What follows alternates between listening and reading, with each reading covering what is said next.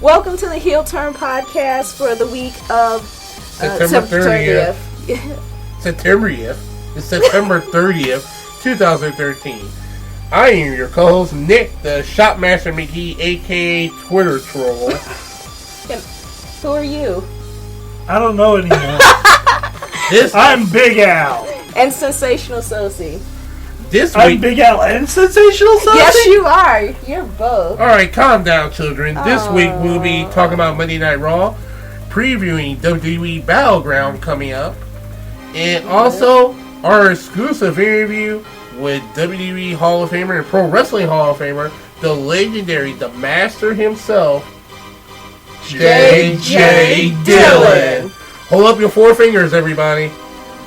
They can't see that. Oh, okay. They can't see it. Darn. Okay, let's start things off with this last week in wrestling.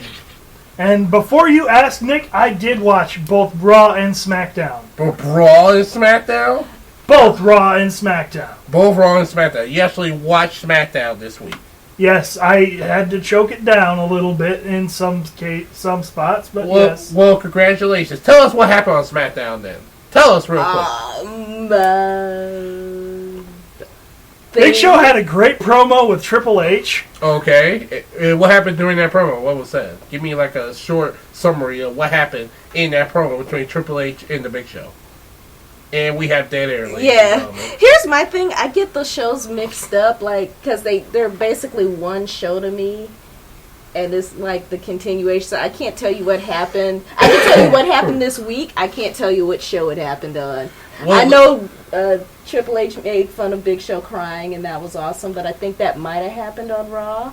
But let me tell you what did happen on Raw. The Miz getting knocked out by the Big Show. And Stephanie basically telling him to knock him out. And I think Show actually took joyment in knocking out the Miz. I know I did. Yeah, I would. It was just payback from Show Miz.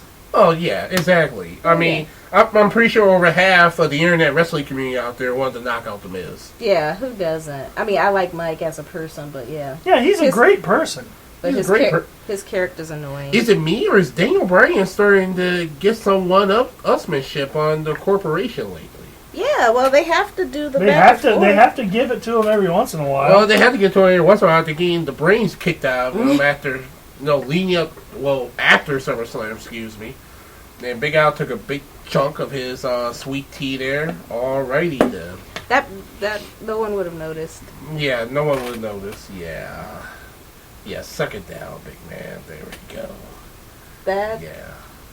This is not fanfic fail yet. No, I'm sorry. This is not fanfic fail yet. Which I don't have for this week. Sorry. No fanfic fail this week to say so, Sosie? No. None this week? Well, let's get to the Battleground pay-per-view preview. Yeah, let's do that. And there are 3 matches on slate so far that's been announced from what I'm aware of. The first match we can preview real quick is the one that I'm actually looking forward to, which is CM Punk versus Ryback. See, you lost me at Ryback. What's wrong with Ryback? He does not like bullies. Okay? And CM Punk is a bully. He wants CM Punk. So is Ryback. So he suffers from No. Ryback never was a bully. Ryback just told the truth and just told it like it is. He's preaching the gospel. You know, Ryback is not a bully. He is not a bully. How Ryback is a bully? Tell me. I'm sorry, you lost me. Like I said, Ryback is not a bully. CM Punk I just don't is a bully. like seeing Ryback on my TV. It has nothing to do. But you have to admit, him being with Heyman basically being his mouthpiece, is actually something that Ryback should have had when he first went heel against Cena. Yeah, it should have been Ryback instead of Curtis Axel. I think J.J. Dillon should come out of retirement and manage again, because wrestling today needs more managers. Well, that's something that we can ask J.J. Dillon the next time we interview him, the lost art of managing in professional wrestling. I mean, you got Paul Heyman, who does a great job, but you need more Paul Heyman types. Yeah, it's like you have Paul Heyman and a bunch of substitute teachers. Exactly. Because you look at TNA, there's really no managers in TNA. You look at ROH, there's Truth Martini, who is very entertaining, who used to be a former wrestler himself back in the old WWE days, but just there's this lost arc of managing because every young person that comes up through the wrestling ranks, down all the way down to the indie promotion, basically want to be a wrestler. There's not too many people that come up and say, hey, I want to be a referee, or hey, I want to be a manager. Right. It's either I'm a wrestler or there's nothing. Nothing, yeah. I wanted to be a referee. I think you actually be an interesting referee. They don't have chick referees. Me personally, if I was going to wrestling school, I would love to be a manager. I really would. You definitely have the personality for it. Thank you. But anyway, we're getting off track. Back to our preview for Battleground, CM Punk versus Ryback. What you guys think of this overall feud with Ryback being inserted into this feud between Punk and Paul Heyman? Where this is going in the long run? Where it's going in the long run? Ryback eating a go to sleep. So's? Yeah, I concur because we've already had CM Punk lose to the big guy, so we bring in a new big guy and let him lose. It's like this with Punk. I mean, you lost at SummerSlam to Lesnar in a incredible match. You lost to Paul Heyman. Right. Even though Punk basically dominated that elimination handicap match. But still, you lost to Heyman. Right. Could CM Punk's character take another loss at Battleground? I don't think so. He won't lose any heat, though, if he does. No, he won't lose no heat. No, he wouldn't lose no heat. He's CM Punk. I mean, to a certain point, when you look at Ryback needs a win. Right. He needs the only pay-per-view win Ryback had this year was against Chris Jericho. Yeah, and everybody wins against Chris Jericho. That was against Jericho. It was a crappy match. Yeah. That match put Chris Jericho in the ring with a ham sandwich. The ham sandwich is going to win, and Chris Jericho is going to have a bite taken out. Let me tell you this: if Chris Jericho had a match with a ham sandwich, the ham sandwich will be the most over guy in the locker room. That's what you meant to say. He will make the ham sandwich perform like exactly. Yeah. It will be a 4-star classic.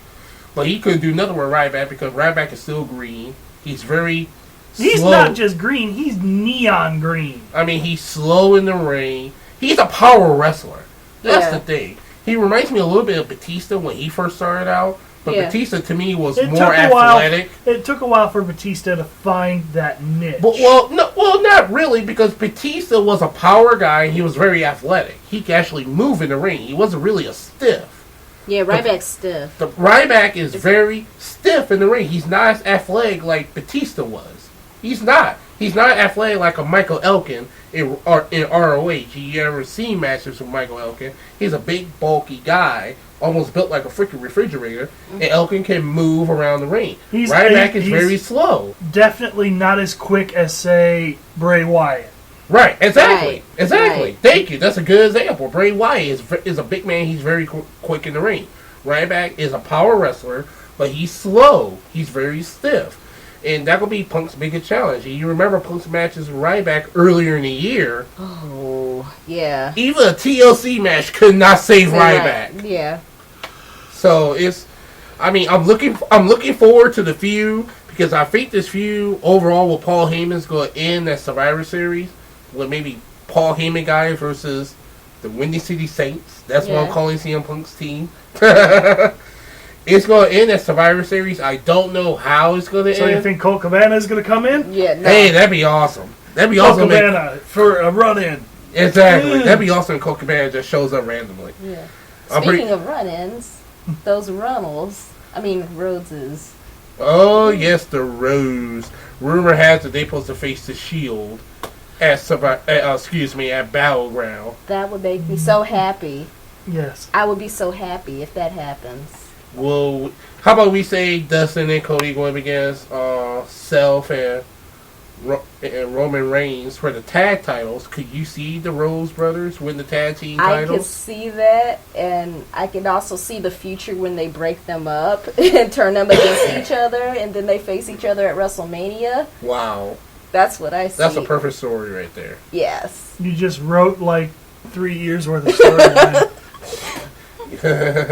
They saw that it's going to get scrapped now. They heard it's going to get completely scrapped. Thank you. Well, they took yours. They took your stuff. They can take mine too. Because Triple H actually was listening. It wasn't Vince. And Trip was like, you know what, Steph?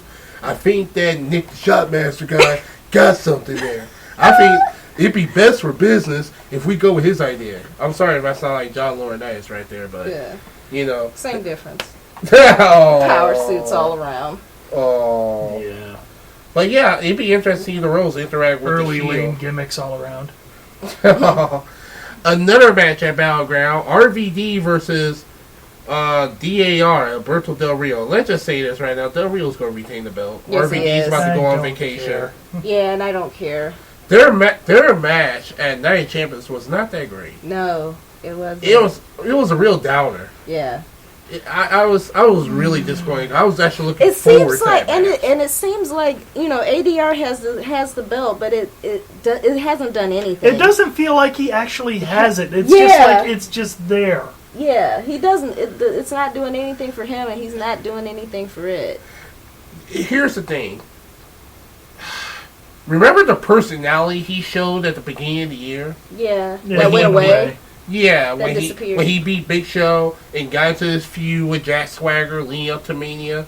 Like you said, that personality just disappeared. It did. It's like, where did it go? It left when It Ricardo left. It left when the writer that wrote that story got fired. No, it left after they turned Dolph Ziggler face. Oh, you where it think they left. just dropped the ball after? Yeah. And then they dropped the ball with Dolph Ziggler. Look at there. Oh my God! It's Dolph Ziggler is the new modern day Christian. Vince McMahon does not believe Dolph Ziggler is a draw. But he is like. He doesn't believe he's a big money draw. That's the problem. Even though some of us will say he is, just make him back into a heel and see what you can do with him. Imagine Daniel Bryan, who's the most over guy in the company, against Dolph Ziggler right now. Wow, the bumping that would happen in that match. Oh my goodness. I mean, I personally would love to see that match. Yeah, Ziggler would pretend that he died. he would die. You know what? He bumps so well, he actually does Screw die that. and comes back. Screw that. How about we have Dolph Ziggler face The Undertaker next year? Ooh. At Mania. I don't know who'd be more dead. Ziggler will literally die from the choke slam, and Then Undertaker resurrect him and chokeslam him again. no, he'll resurrect him and give him a tombstone. So Ziggler actually would die anyway. He will not move at all. Period. Be like, hey, check him to see if he's breathing. Take him into the back. He's like, well, that was a good show, right, guys? Yeah, but anyway, you know, ADR is going to win this match. I'll just put it like that. I'm not looking forward to this match because I was disappointed by their match at Night of Champions. Now, Our next match is for the vacated WWE Championship, and had they made the announcement that this match could be a Iron Man match? Had they made that announcement yet? I thought they did, but I'm not sure. I think it's just wishful thinking on our part. I thought I heard that on one of the shows. I think it might just be us listening to our own show. I think they made it to an Iron Man match. I'm not 100% sure. Did they make it to an Iron Man match? You know what? Because according to the dirt sheets, that this feud was supposed to basically end at Hell in the Cell later in October. It's going to end in itself. But it would make sense to do an Iron Man match because if it goes to a draw and they're talking about 5 more minutes, Triple H could walk out there and say, "What's best for business is not to have you two go over 60 minutes." Because we believe in preserving our athletes. Yeah, we don't want to endanger our athletes, and yeah. We look out for your safety. Boo. Boo. 5 more minutes. No, you're not going to get 5 more minutes. What's best for business that the WWE Championship will remain vacated. Here's the thing. It should be Iron Man match, cold draw, and then just end. No. End. You're It still should going end. with that It should Terminator end. thing? It should end, and Triple H should just come out and be like, "What you said, but keep it short. Don't draw it out, and then just walk back." I think that's what the game probably going to do. Yeah. Yeah, but the way you keep on making it sound, he's gonna do a 5-minute promo after the match. Triple H has never done a promo under 15 minutes. Right. Come on, we're talking about Triple H that. here. Remember, what was that we were watching? We were watching one of the rival things, and they were making fun of Triple H's 20-minute promos. And they were No, like, that was Mankind. oh yeah, the Mankind DVD. And Mankind was talking about no more 20-minute Triple H promos, and I'm like, yeah, that didn't happen. Yeah. Watch Raw. Exactly. Yeah, I'm sorry. Well, I'm sorry. It's Triple H and Stephanie. And the thing I like about Stephanie, she brings that... She brings a cattiness to it, like a... Very cattiness, cold-hearted CEO type of personality to the whole thing. Yeah. Because the way she treats Big Show, I'm like, you... Isn't that kind of what Dixie Carter's attempting to do in TNA right now? Yeah, I mean, yeah, people been praising Dixie Carter's promo in TNA last Thursday. Like, oh, Dixie, you're doing such a great job. Yeah, Dixie Carter basically mimicking Stephanie McMahon. I'm saying it right now. If you're a fan of TNA and you're listening to this podcast, and I know you're jacking off right now because I mentioned TNA, Dixie Carter copies Stephanie McMahon. Stop jumping on her jock about her cutting a great promo. She basically copied McMahon's promo. She just cut and pasted and put her own words to it. Actually, it feels more like she's cutting and pasting a little bit of Stephanie McMahon, a little bit of AJ, and anybody else. Okay, I'm sorry. Dixie Carter is terrible as a personality on TV. She should be on TV. To me, she's a good businesswoman. I give her that. But as far as her actually being an on-screen character is horrible. She needs to get out of there. Yeah. And just get a real authority figure that you can put on TV. Right. I still say Eric Bischoff could still pull it off. And they let Bischoff be Bischoff. Yeah.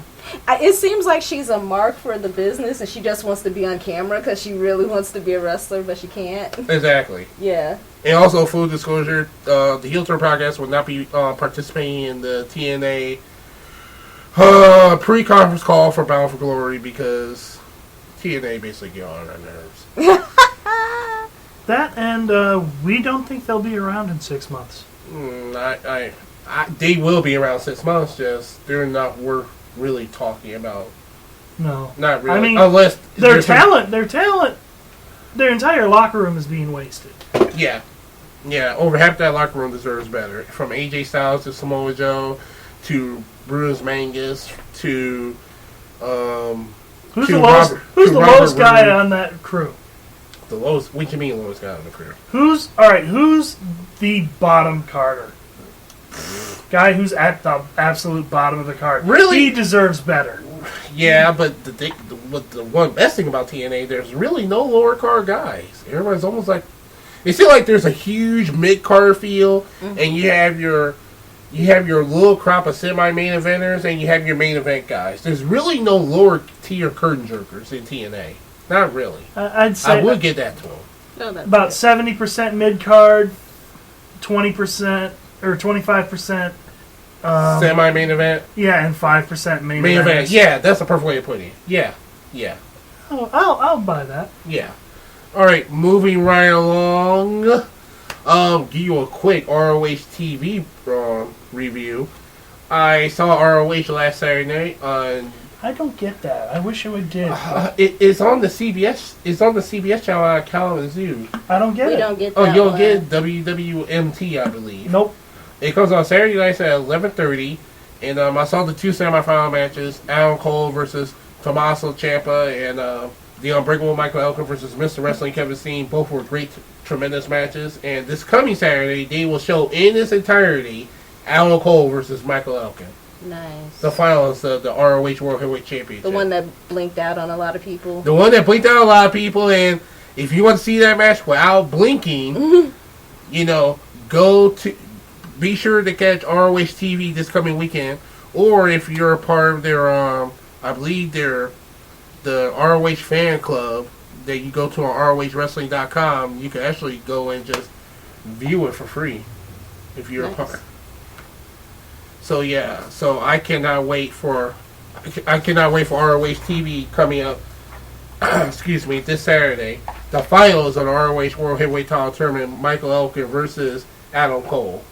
But also in October, we'll be doing an ROH preview show for Glory by Honor 12 coming up on October 21st. And our October interview schedule will be released this Friday, October 4th, on our website, theheelturnpodcast.blogspot.com. It will be released on Twitter at HeelTurnPodcast. It will be released on Facebook, facebook.com/theheelturnpodcast. The full schedule. We got a great lineup for October. I can't wait. I can't either, dude. And we already are prepping for November. Yes.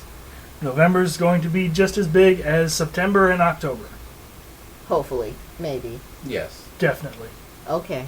Yeah, you just raised the expectation, didn't you? Raise the bar. Yeah. Hey, I can't help it. You know, October is going to be a short month because we're not doing episodes the week of Thanksgiving. Yeah. You mean November. You said Yeah, October. yeah, November. Anyway, coming up to that, ladies and gentlemen, we'll be having our exclusive interview with WWE Hall of Famer, Pro Wrestling Hall of Famer, legendary iconic manager of the original Four Horsemen. Ladies and gentlemen, I give you right now the one, the only J.J. Dillon. Ladies and gentlemen, welcome to the Heel Turn Podcast this week. We have a very special guest joining us this week.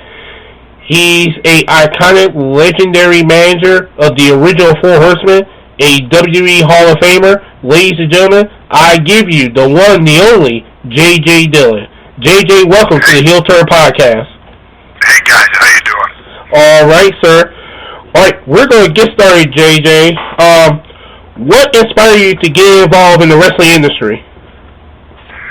Well, like a lot of people who enjoy wrestling, I too started as a fan, as a young teenager in New Jersey, and I know I'm giving my age away for those that haven't, looked at my resume, but as I was growing up in New Jersey, watching on black and white television, wrestling was on live one night a week on a Thursday night for an hour and a half from the old Capitol Arena in Washington, D.C., and oh, wow. it was telecast through the Northeast, and it was the era of Argentina Rocca and Carl Von Hess and Skull Murphy and Chief Big Heart and Haystacks Calhoun and Bobo Brazil. Yay! Local boy. Yeah. Bobo was one of the really, really true great legends of our profession and a wonderful human being as well. I started as a referee, so I refereed matches with Bobo Brazil, and once I started my active career, I actually wrestled Bobo on numerous occasions and knew him throughout his career. Quite a gentleman. And since you mentioned your days as a referee, can you describe your experience as a referee during the beginning stages of your career? Well, back in the era that I am talking about, there were no wrestling schools, or there was no really path to get into the wrestling profession that people could, follow that was the door to get them in.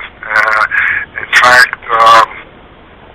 the old timers in those days, because they were independent contractors, self-employed, weren't all that anxious to help young guys, because they looked at these young athletes as threats to, get into business and possibly move them out. So it was tough getting in, and it was my dream to wrestle, and I virtually did everything from the beginning. I mean, I sold programs so I could get in to watch the matches, and helped a few times when they were short people to tear down the ring the end of the night. And I mean, I just wanted to be there and experience as much as I could. And then through a quirk of fate, one night they used to do a television taping in Philadelphia, and a weekly program, and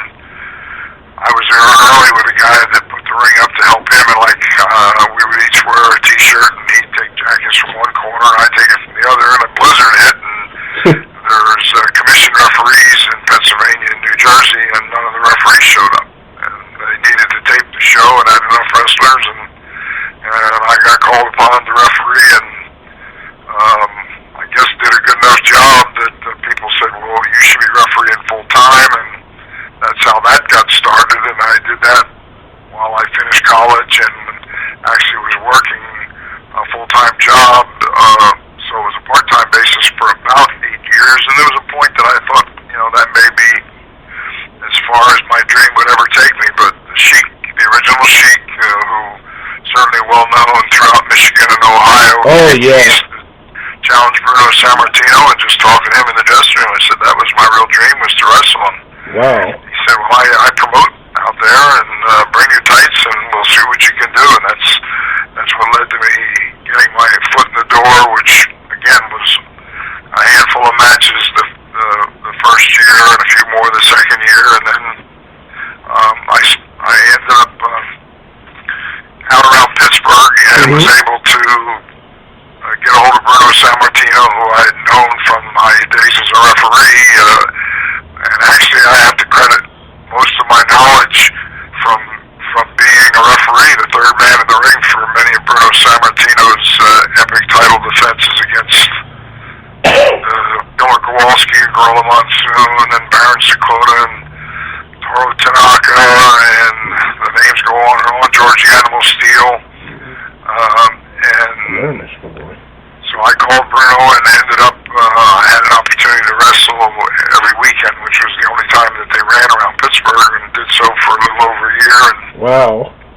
Befriended a guy who was there, a guy named Jim Grabmeyer, who was from Ohio, and he wrestled around home during the winter months, and in the summer he would go to Crocker Promotions in the Carolinas, because they would run a lot of outdoor shows, and they would increase their talent roster. And he went down as he normally did, and a couple weeks went by, and he called me and said, they're looking for people, and I brought your picture, and you said this was your dream, and they'll book you on my say-so if you want to come down. And so I packed everything that I owned in an old beat-up Chevy and headed to Charlotte, and had my first match at Charlotte Park Center on a Monday night against Gene Anderson, and at that point I was months from my 29th birthday, so I wasn't a kid, and started late, but here I was finally after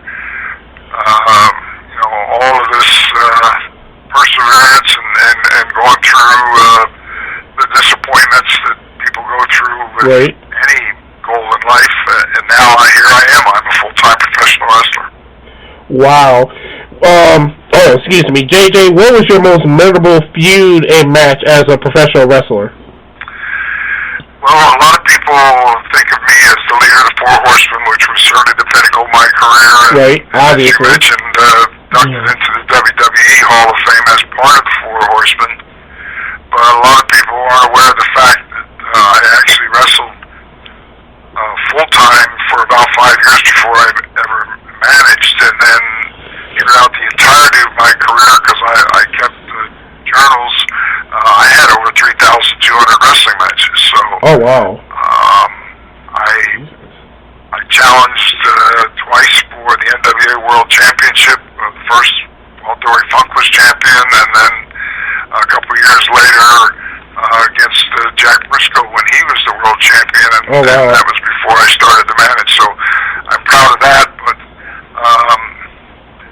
to try and pick one match, one of my dreams, I had three criteria really when I started to say, okay, I want to get into business first, and then I have like my bucket list, if you want to call it that, of how I would measure my degree of success. And the three things were to tour Japan, because all the stars went to Japan. Second was to go to Australia, because same thing, it was a hotbed at one time, and all the stars went there. And the third thing was, as a kid, I can't count the number of times that I actually bought a ticket or got a ticket somehow and attended matches in the Garden. And when you say the Garden to a wrestling fan, right, they know you're not talking about the Cincinnati Gardens or the Boston Gardens. You're talking about Madison Square Garden. You're talking about Madison Square Garden. So I thought, if I ever could actually wrestle myself at Madison Square Garden, that would be as good as it gets. And it was really late in my career, and in 1984, when I was more known as a manager and had been years or so. Thanks to Eddie Graham and Vince McMahon Sr. Right before he passed away. I was working in Florida, and I got booked in Madison Square Garden. So I had one match on April 23rd, 1984. And that night I wrestled Tito Santana for the Intercontinental title.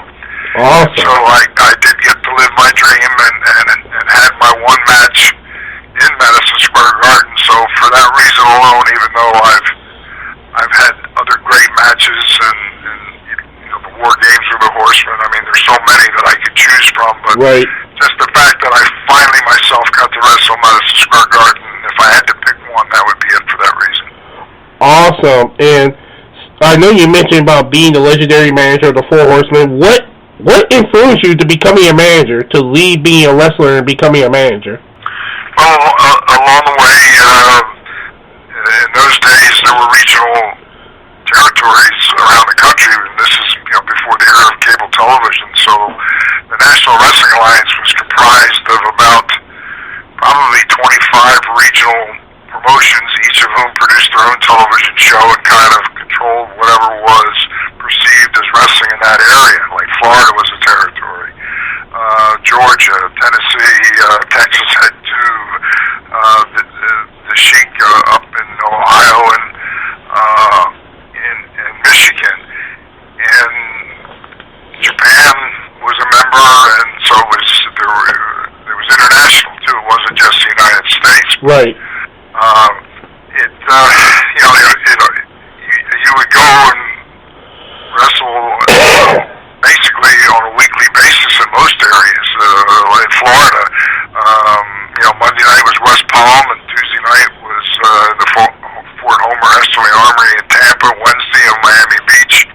Thursday Jacksonville, and if you were in Amarillo, Amarillo was every Thursday night, and then you would wrestle weekly in Lubbock and in El Paso and Albuquerque, and so it was really a whole different era. But you had a chance to go from place to place, and of course the ultimate goal was to hopefully someday get to New York, because that's where the big money was, with all of the big population centers right. in that area. So that was what I hoped to do. But along the way, I spent a little over 2 years in Charlotte, where I started. I went to the Canadian Maritimes for a summer, spent a year in Amarillo, then a year in Florida, and I had met Archie Goldie, who was the Mongolian stomper in the Maritimes, and then after I left working for the folks in Amarillo, which gave me 2 tours to Japan, awesome. I ended up going to Florida and being around Eddie Graham. So now here's Eddie Graham, who I had seen as a youngster in Madison Square Garden, and he was regarded as one of the truly great minds, and I regard him as my mentor, probably the guy that had more influence on me than anyone else. He just was a genius in terms of psychology and what have you. Right. And but there's the Stomper again, wrestling in Florida now. We teamed up a few times, and he left Florida, I think went somewhere in Tennessee, and always had a manager, and things didn't work out, and I was wrestling full-time in Florida, got a call out of the blue from the Stomper, and he said, I'm here in Tennessee, my manager left, it didn't work out, I got to get out of here, and I've got a main event spot in Dallas with Fritz von Erich, but I don't have a manager. Have you ever given any thought to it? Which I hadn't, and I was never blessed with the physique like Hulk Hogan or an Ultimate Warrior or a Superstar Graham or Lex Luger, or I was tall and still respectable size-wise, and the other thing was I hated going to the gym and working out, and my greatest strength was really my interviews, and it's what I worked the hardest at. So it was not such a difficult decision to make, and in life, a door closes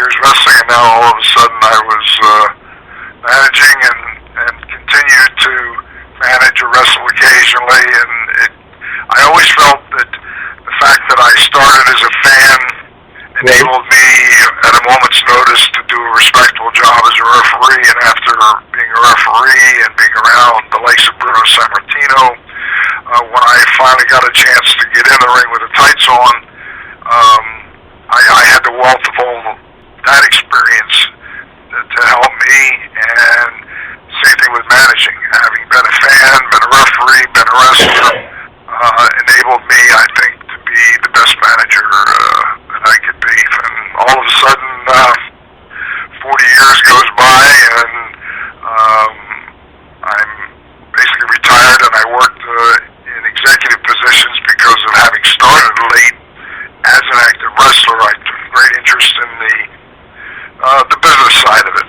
right. Television production, matchmaking, that kind of thing. So I was right-hand man to Vince McMahon for close to 8 years after I retired as an active wrestler, and then ended my career with the Turner organization. So I did it all, and this year was a huge honor for me too, because there is actually what I call a legitimate professional wrestling Hall of Fame, and it's located in Amsterdam, New York. Right. And this was their 12th year of inductions, and it's a specific process where a panel, which changes every year, actually puts together a ballot of different categories. They recognize tag teams and the girls and people from different eras.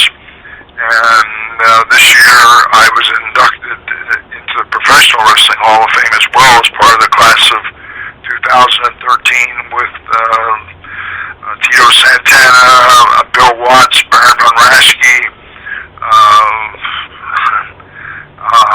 one of the original assassins, Jody Hamilton. There were 6 living inductees, and we were all there, as well as El Santo, and I regard that as probably the most prestigious honor that I have ever received, because anytime with anything that you do in life, when you're recognized by your peers for what you accomplished in your line of work, to me that's the greatest honor that you can get. Awesome, man. I just want to say congratulations on being inducted into the Professional Wrestling Hall of Fame, JJ. That's a very big accomplishment, sir. Yeah, I'm fortunate enough to have 2 Hall of Fame rings, and not a whole lot of people can say that, and I'm very proud of that fact. And again, I mean, the fans made it all possible.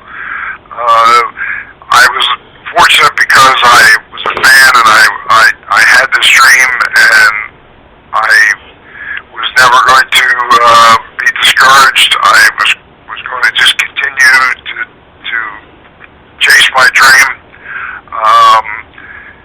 A lot of people that have a dream and persevere and stay in it like I did, but there's a couple other factors that you have to have, one of which is you have to have a lot of help along the way, and I had that. I had people like Bruno Sammartino and the Sheik. When I was starting in Charlotte, there was a guy named Johnny Weaver and Art Nelson, and people there that did help me, because I was a little bit older and I had tremendous respect for the business and kept my mouth shut. And it's like anything in life, you get respect by giving respect. So I earned their respect, and they helped me. And I mean, you can have ability, you can have drive, you can have help from people, and even then there's some people that don't really have the level of success that I had, because the one factor that it really is just pure luck, and that's being in the right place at the right time when an opportunity presents itself. Right. Recognizing it, taking advantage of it. Just like I said, the phone call from the stopper about looking for a manager then gave me another direction, and it's where I excelled in that role. And as I look back, sometimes I look at the 2 Hall of Fame rings and the memorabilia that I have, and I pitch pinch myself that I'm just like this guy in the face of the world. Sorry, JJ, I just got to ask you a Four Horsemen question real quick. This came from one of our fans. His name is Scott Christie. He asked, JJ, how did you get paired with Tully Blanchard, and describe how your approach about becoming a manager of the Four Horsemen? Well, it was really something, again, that was not somebody's great idea. It was a spontaneous thing that I have to, again, look at the fans. From the creative side of wrestling, you can put things on television, give them exposure, feel that it's going to be the next great thing, and a lot of these things fall flat in their face because the ultimate judge and jury are the wrestling fans. They're the ones that decide if it's something that appeals to them, and if they don't buy a ticket to see it and support it, it falls by the wayside. And sometimes things that you just put out there by accident become the hottest things because there's that intangible thing that if it was that easy that everybody had a formula to know what was going to be successful, probably everybody in the wrestling business would be millionaires. But it's just the fans ultimately have to be the judge. And I was in Atlanta at the time. Actually,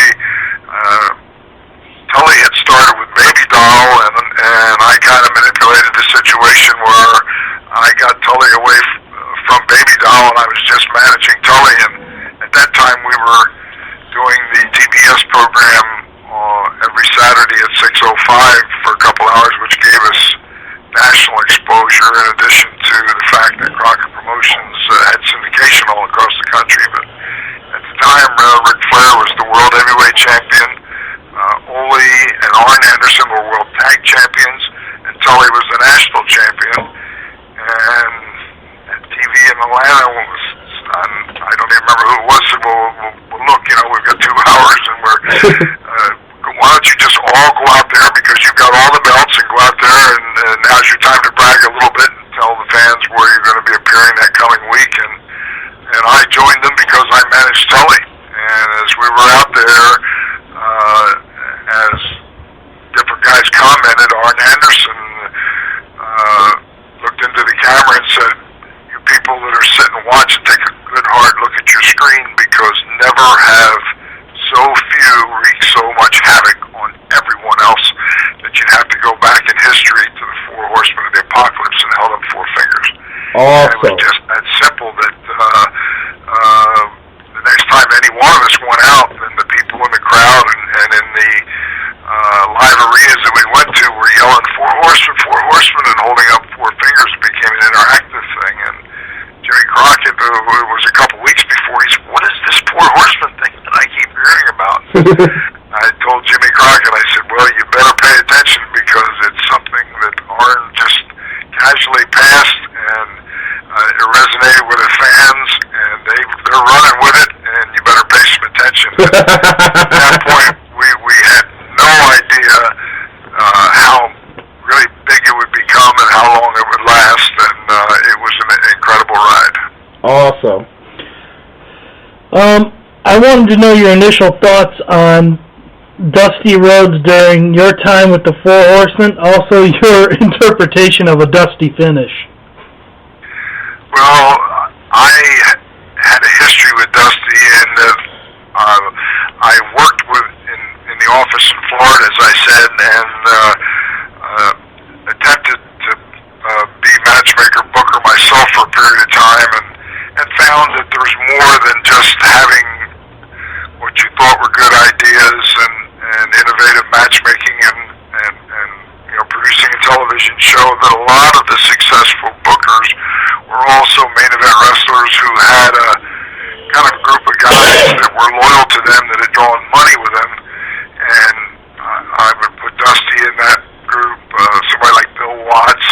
And so when they would go somewhere, they would have like their crew of guys that would follow them in, and it would benefit the territory. And I didn't really have that following. So when I was in Florida, because I was good at attending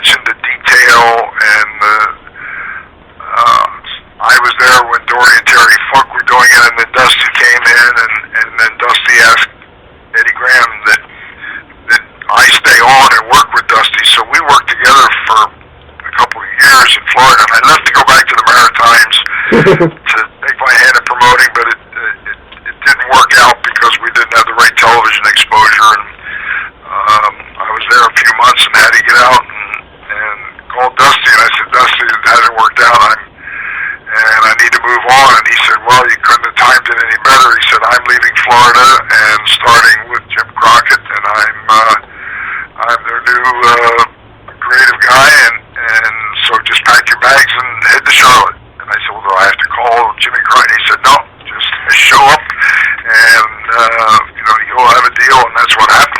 I went to Charlotte and initially managed Cowboy Ron Bass and Black Bart, who are a great tag team, Buddy Landell, and then, like I say, it just transitioned while I was there to finally being with Tully Blanchard, and then all of a sudden the Horsemen thing and we just had an incredible run of success. So Dusty a lot of times gets maligned as someone, they talk about the Dusty finish because the Dusty finish was basically described as a situation where it looked like the babyface, the hero, won the title and then through some technicality it didn't happen, and that but it was very successful, and I will say this, that Dusty Rhodes, from all the years I was around him, I developed a great personal friendship with him and his family. He's a great family man, a great athlete. People don't realize that, they looked at Dusty and he doesn't look like an athlete. Well, Dusty was a football player and a great baseball player and a great wrestler and very successful in the ring. He was a world champion and really one of the great creative minds. And Dusty was a big picture guy. He was always thinking, big picture, and I like I say, I was a detail guy, so it enabled me to complement him and to be a good team with him to help between the two of us. And I'm not saying that I could have ever replaced Dusty or done and had that level of success, but it's just we worked so well together and had such a phenomenal run. And I think Dusty doesn't get the credit that he's due. Recently, and I don't watch the Monday night show Raw at all, but Dusty was recently back on there, and just the reports that I read, it's like, wow, here was Dusty Rhodes, and he's still got that magic. And it's people like Dusty have that, what we used to call the it thing. The it thing is charisma, and it's something that you can't teach somebody. You can't really groom it. They either you give them an opportunity to have it emerge, but it has to be there to start with. And Dusty had charisma and drew money everywhere he ever went. Was one of the greats of our business. Awesome. JJ, real quickly, we're not going to keep you on too long. How would you describe Vince McMahon taking professional wrestling from a traditional philosophy to a more of an entertainment philosophy? Well, he's a very controversial figure. It seems that Vince is somebody that they either love him and respect him or they hate him. There doesn't seem to be anything in between. And again, I worked as a referee with Vince's father when I first started in the business, and I knew his father. When I saw him, he knew me on a first-name basis and was very kind to me at a time in my life when I was a college student and a referee that, and I never forgot. But that was the kind of guy he was, and he was the one who basically took the phone call from Eddie Graham and remembered me and found out that one of my dreams was to be in the Garden, and he made it happen. And it was one of the last things that he did. He was very sick with lung cancer. He was a heavy smoker, and he died not too far after that. So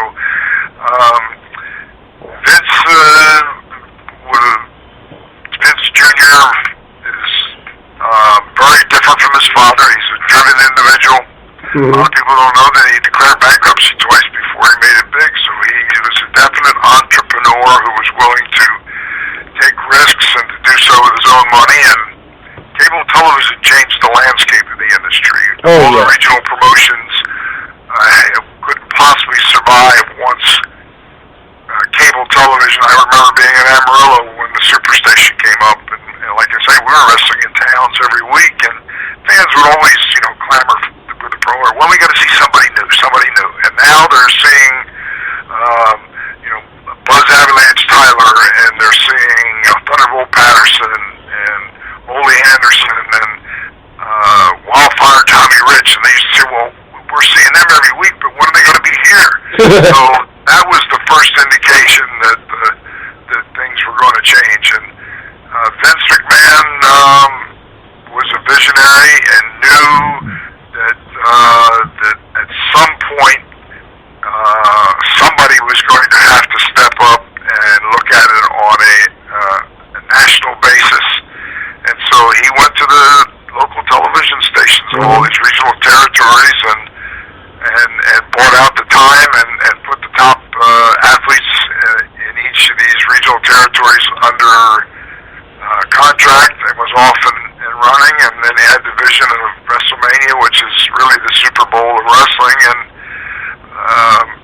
you can see where that's gone, the success of that. So I don't agree with a lot of things that Vince has done and the direction he's taken, but I have to look back at the regional territories that I worked. I wasn't always in total agreement with everything that every promoter did. That's one of the unique things about business. There is no set formula for what is wrestling. Eddie Graham was a stickler on credibility. That's why it was Jack Briscoe, the amateur champion, was who he showcased, even though he took somebody like Dusty Rhodes, who was more of a showboater, but Dusty was a legitimate athlete too. And yet you went to Tennessee and it was, balls to the wall. It was crazy and totally different, but each was successful in their style. And the top guys could move from territory to territory and be able to adapt to, whatever the perception was of the style of wrestling in that area. So with Vince, working side by side, he's a workaholic. He's 24 hours a day, 7 days a week. He doesn't take vacations. He had a pad pencil by his bed. He'd wake up in the middle of the night, think of something, and write it down for fear he'd forget it in the morning.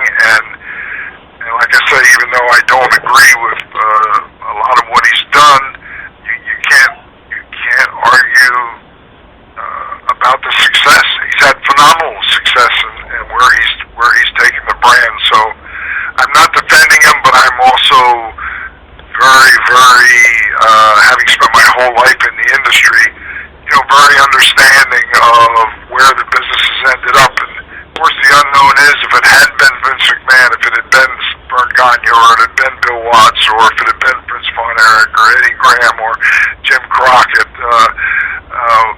where would wrestling be today? Would there even be wrestling today? Agreed. And of course, that's a question that we won't answer because it's hypothetical. But what has happened is that wrestling is a talent-driven business, just like the music industry or any form of entertainment.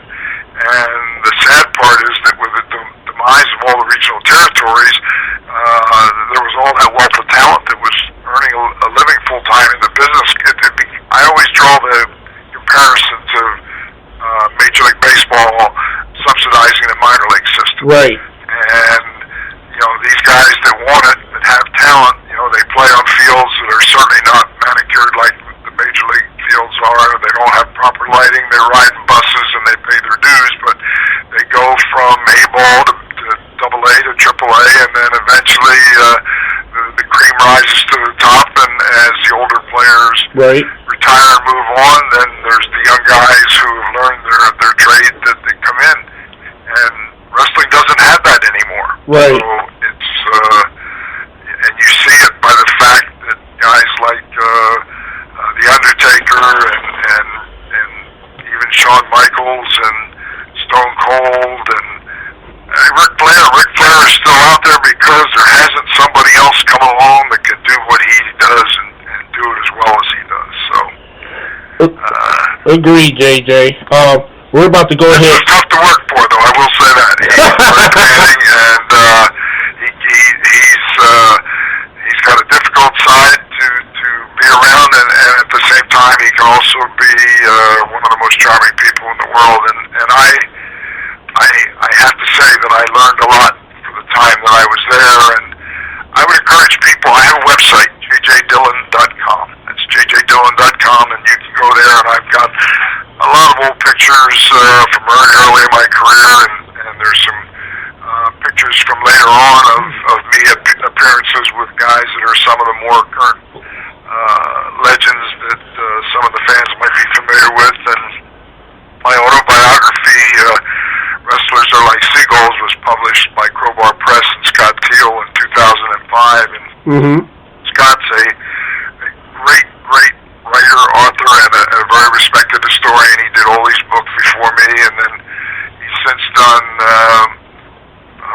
he's done Ivan Koloff and Tony Atlas, Stan Hansen, and which is really part of preserving our history. So I encourage fans to check out my website, and the original printing of my book, it wasn't never available in bookstores. There were only 3,000 printed. It's a hardcover book, a lot of great pictures, and at present I think there might only be about 300 copies left. So if you're interested, that's how you can get a copy. And rather than go through the chapter headings and some of the content, go to the comment section of people that have gotten the book and read it, and look at the feedback from people, both fans and people in the industry, and that says a lot about the quality of the book, which I'm very, very proud of. Awesome, JJ. I want to say thank you for joining us on this evening. You gave us a lot, and we definitely want you to come back for part 2 and tell us more about your adventures with the Four Horsemen and give us some Ric Flair stories while you're at it. Most of them are double and triple X-rated, and talk about. But I'm sure there's a couple of stories that I could share. But I've enjoyed being on the Heel Turn podcast with you guys, and would love to do it again at some time. Awesome, and we have a very mature audience. I think they can handle, I would say, the rated R stuff, not the triple X stuff, because I'm afraid for my colleague Big Al here. He don't know what to do with himself if he hears the triple X stuff. I just might get a case of the vapors. I've enjoyed being your guest, and again, thanks to the fans for all the support over the years, and I'm sure at some point down the line I've enjoyed being your guest again. Oh yeah, we definitely be contacting you soon, JJ. Thank you for joining us tonight, sir. Yeah. All right, thank you. It's an honor, sir. Have a blessed one. Big Al, that was an incredible interview. Well, it was really an interview with J.J. Dillon. It seemed like we were basically at the master's feet. Yeah. And story time with Uncle J.J. Yeah, story time with Uncle J.J. We're just looking up and like, yes, Uncle J.J., tell us about your amazing stories. I could not speak. I couldn't even sneeze. You wasn't even breathing during that interview. I took short breaths. And ladies and gentlemen, we will be trying to get J.J. Dillon back on, hopefully before the end of this year, to do part 2 of an interview with J.J. Dillon. If not the end of this year, probably the beginning of next year. Yeah, we barely scratched the surface when it came to the Four Horsemen stuff. Exactly. We really didn't touch too much on the Four Horsemen stuff, and we definitely tried to get some stories out of him about Ric Flair as well. And those stories, I'm going to tell you ahead now, it's probably a little bit rated R. And for you guys who can just control yourself, triple S. Triple S. Well, Al, I got nothing to give for this week, buddy. Don't book it this week. I have an idea for a book it, but it's still in the creative stage, so I'm not. So you're saving that for next week to start off our October series? Yes, I am. All right. How about you? So Big Al's coming to us next week with a version of Book It. Yeah. I'm stepping away from Book It, and next week, ladies and gentlemen, don't forget, Colt Tunes is coming on next week, and I will give a brief history of Portland wrestling next week. Brief? Mm-hmm. So next week you're going to do a book, and then a week after you'll do a fanfic fail? Yeah. Yes, I'm not going to read fan. Ladies and gentlemen, October 14th, Big Al is going to do a version of Fanfic Fail. Yeah. I can already tell you, it's going to be one of my fan fictions, and it's going to fail. Nice. I think that'll do it for us this week. What do you say? That will definitely do us for us for this week. I am Nick the Shopmaster McGee. Sensational Soci. And I'm Big Al. Have a week, and get out of my brain.